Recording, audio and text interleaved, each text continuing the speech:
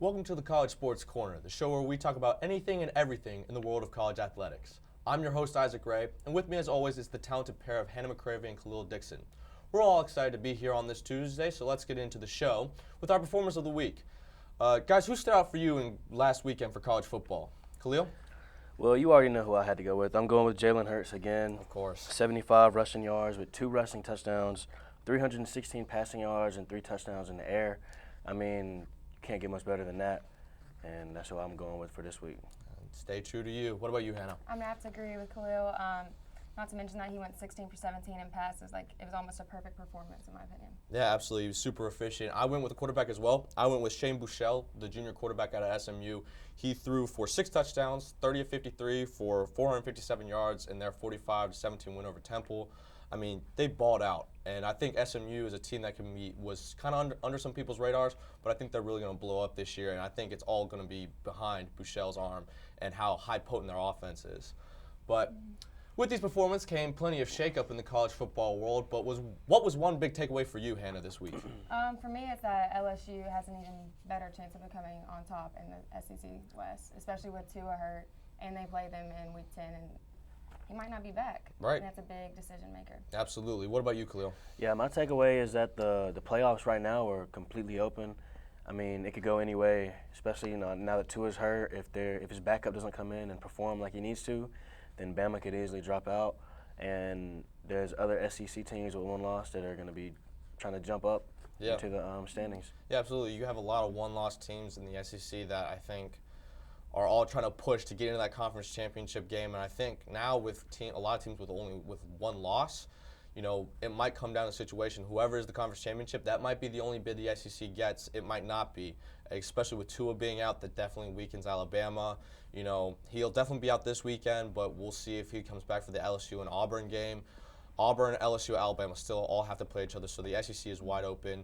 You have Wisconsin losing to Illinois this weekend. You had Oregon making a big statement win against Washington. So it really is wide open. I mean, even Notre Dame might be able to slip back in with their one loss to Georgia. You never know what's going to happen there. So it'll be really interesting to see what the playoff committee, chooses to prioritize over some other things. But one of the big shakeups that happened this weekend, like I mentioned, was Oregon's 35-31 nail-biting win over Washington. This moved to the Ducks to 6-1 on the season and helped them stay atop of the Pac-12 North. So, guys, with this win, do they make the claim that they are now back in the college football playoff race? I mean, I don't think so. I just don't feel like their schedule is as strong as the other top contenders for the CFP. And they also have lost to Auburn, which they're also third right now in the SEC, and they have a tougher schedule in my opinion. Yeah, I don't think Oregon's back quite yet, based off what Hannah said as well. I mean, they're just not there yet, especially compared to the other teams that are contending for the championship at the moment. Yeah. I mean, maybe in a couple seasons, maybe next season, but I don't think so this season. Yeah. I think right now, with the way you look at it, as if the playoffs started this coming weekend, I don't think they're in. I can see a situation, though, to where they might be able to get in if, Ohio State were to lose to Penn State and Penn State would lose to Wisconsin or Minnesota in the Big Ten championship game. How would that shake out with one-loss conference championships pairing up against one another? And I think that's a situation where I think Oregon can get back in. I think it's unlikely. Like you said, I don't think their strength of schedule is really all that great. But their one loss to Auburn, there are worse losses to have. But like you guys said, I don't see it right now for them being in. But one of the biggest things to happen this past weekend was the injury to Alabama's quarterback Tua Tagovailoa. The quarterback suffered a high ankle sprain during the second quarter against Tennessee, and he is expected to miss Saturday's game against Arkansas, and there is no timetable for his return. So the question now is, guys, where does the Tide stand without Tua? Khalil? I don't think their situation changes a whole lot. I mean, their backup, he was recruited to play at Alabama for a reason, and I'm sure if he's a second-string guy at Alabama, he could probably be a starter almost anywhere else. But I don't think there's going to change a whole lot. And I think that this game against Arkansas, considering that they're not as good as some of the other teams they have to play this year, it'll be a good warm-up game for him in a way. And if he does good against this team, he might get into the rhythm and do good against the rest of the teams he has to play against before Tua comes back. Definitely. What about you, Hannah? I do think that them having Arkansas is a great chance for him to get some practice in. But Tua does so well with his throwing game, with passing, and Mac Jones came in. He only made 6 out of 11 passes. He mainly had to run the ball. I feel like their entire game plan had to change and that they weren't really prepared for it. Yeah. And you're absolutely right. I mean, the offense goes kind of how Tua goes. He's definitely the heart of that offensive team and the whole team as well. And I think Mac Jones, he's going to have to come in. I mean, even if Alabama has to run the ball, that means you have to give the ball to Najee Harris, which I feel like is not as big of a problem as, some might make it out to be. I mean, I think Alabama can definitely function with having to be a run-first team. But without having that leadership and that experience that Tua provides, I think that might hurt them. I think Mac Jones will do well. He's gotten time when, in the fourth quarter when Alabama's blown teams out. So he's played before, but if he has to start against LSU, he has to go on the road and play Auburn in the Iron Bowl at the end of the season, that's going to be a huge test. So I really don't know where Alabama stands without Tua because of what limited sample we have with Mac Jones. So it will definitely be something that we need to watch this weekend. But with all this discussion on implications for the college football playoff, let's take a look at some of the other New Year's Eve 6 bowl games and what teams from the non-Power 5 that might be crashing the party of the big boys. So, Khalil, what non-Power 5 conference team do you have making it to the New Year's 6 this year? I've got App State. I mean, they've been looking real good all season. And, I mean, I personally think they're the best non-Power 5 team in the country right now. Okay, absolutely. What about you, I Hannah? agree. They're undefeated and they contended well against ACC component or team. UNC. They did really well against them. Yeah. And I mean that just says a lot for me. Yeah, being one of the only 2 undefeated teams remaining in the non-Power 5 with Boise State losing this weekend. I think going into this week, I would have said Boise State just because of their conference and their schedule being better than everybody else, but I definitely see App State can fill that role. I'm going with SMU out of the American, sitting at 7-0, win over a top 25 team in TCU out of the Big 12, yeah. And then they're going to face probably one of the better non-Power 5 teams in Cincinnati in the conference championship game, which is going to be a pairing of 2 undefeated teams as well. And then I think they have to win out, but I think if they do win out, I think the fact that the American Conference is viewed as slightly larger, slightly better conference in the Sun Belt, that might give them an edge over an App State. But with App State, if they could get a win against South Carolina, that would make a huge statement as well. But also SMU's offense is so highly potent. They have scored over 40 points in all of their games except one, which was the first game of the season in which they only scored 37. But these guys can light up the scoreboard. So I think it'll be a lot of fun to see them in a New Year's 6 game. But with Week 6 in the rearview mirror, let's take a look ahead at what's coming up in Week 9 in college football. So what's your game of the week, Hannah? I have LSU and Auburn. Of course. Obviously because it's basically like they're fighting for second in the SEC West, although LSU is currently first. If they can get a win this weekend and then a win against Alabama, they're set to be on top. Yeah, what about you, Khalil? Yeah, I got the same game. I mean, this is going to be a huge game to see which team or who's going to – this is really going to shake up the playoffs possibly. So that's why I got this game. Yeah, I think the winner of this game has an inside track towards the SEC West. Obviously, with both teams, we'll still have to play Alabama. But absolutely, I think the team who wins this has the best chance of knocking off Alabama and going to Atlanta to play in the SEC championship game. And from there, of course, moving on to the college football playoff. I went with number 3 Ohio State versus number 13 Wisconsin. Wisconsin lost to a donkey in Illinois. Illinois really had no business playing, being on the same field with Wisconsin, yet they found a way to win. I think that's the fun part about college football is that you never know who's going to win on a week-to-week basis. That's why you play the game. But I think Wisconsin's going to be motivated. I think they're going to be focused.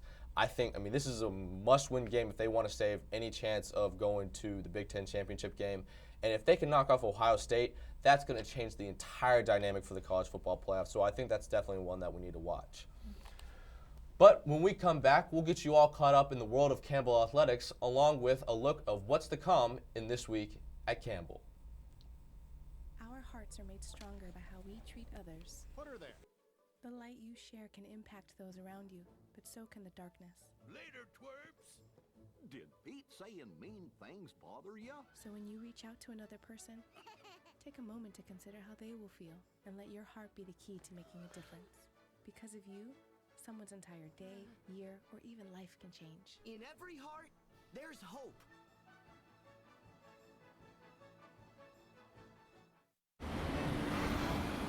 Hey, let's check out this park. Oh, wow, that's really cool. To find a great local park or forest near you, go to discovertheforest.org. Welcome back to the College Sports Corner. It was a busy homecoming weekend for Campbell Athletics, and we'll start with Khalil's recap of the Campbell's football game. Khalil, what went on? Well, our football team has been on a roll in their last 5 games, going without a loss, and the streak continued this past weekend as they defeated the Hampton Pirates 31-16. True freshman Jalen Kelsey had another huge performance, scoring 2 huge touchdowns delivered from freshman quarterback Haas Malik Williams. Williams also recorded a receiving touchdown on a double pass from wide receiver Caleb Snead, all of which helped Williams earn Big South Player of the Week honors, and this win improves the Campbell's overall record to 5-1 and 2-0 in the Big South.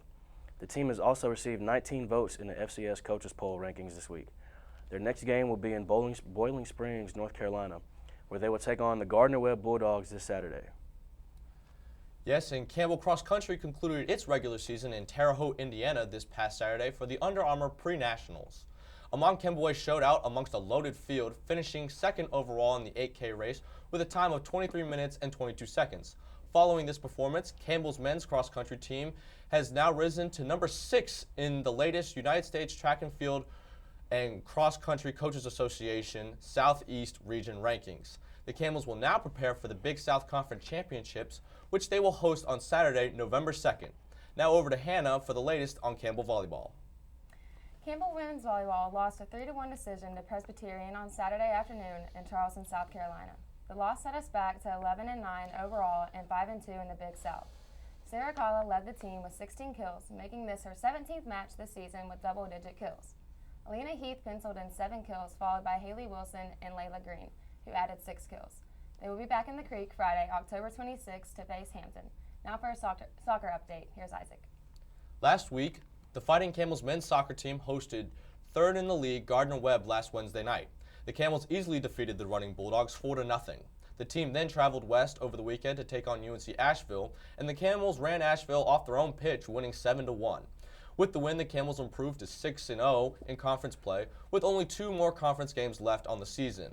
Today, the Tar Heels of UNC Chapel Hill, who are ranked 19th in the country, come to town to challenge the Camels' undefeated home record. Come out to Eakes Athletic Complex tonight at 7 p.m. to cheer on your Fighting Camels. And now for a recap on women's soccer, here's Khalil. On Wednesday night, women's soccer traveled to Farmville, Virginia to take on the Longwood Lancers. The Camels prevailed in a close 2-1 game. The team then hosted rival Radford on Saturday afternoon to kick off the homecoming weekend. Thanks to Katie Lockwood's second-half goal, the Camels defeated the Highlanders 1-0 to improve to 6-1-1 in conference play. Next, the Camels traveled down to Clinton, South Carolina to play the Blue Hose of Presbyterian on Wednesday. Now, Hannah, what's going on this weekend in swimming? Campbell University earned 2 wins over the weekend at the ECU quad meet. The Camels defeated Lenore Ryan 209-53 in Catawba College while suffering a loss to ECU on Saturday afternoon. The Camels will now prepare for a busy weekend as the Fighting Camels host UNC Pembroke on Friday at 5 p.m.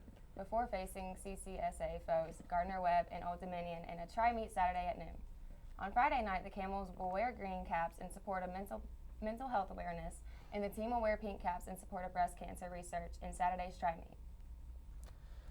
Well, that's all the time we have for today. Thank you for joining us on the College Sports Corner. Make sure to leave us a like and share us, and leave a comment on what you think about today's topics. We hope to see you next week, and until then, I'm Isaac Ray. I'm Hannah McCravey. And I'm Khalil Dixon. Thank you for watching.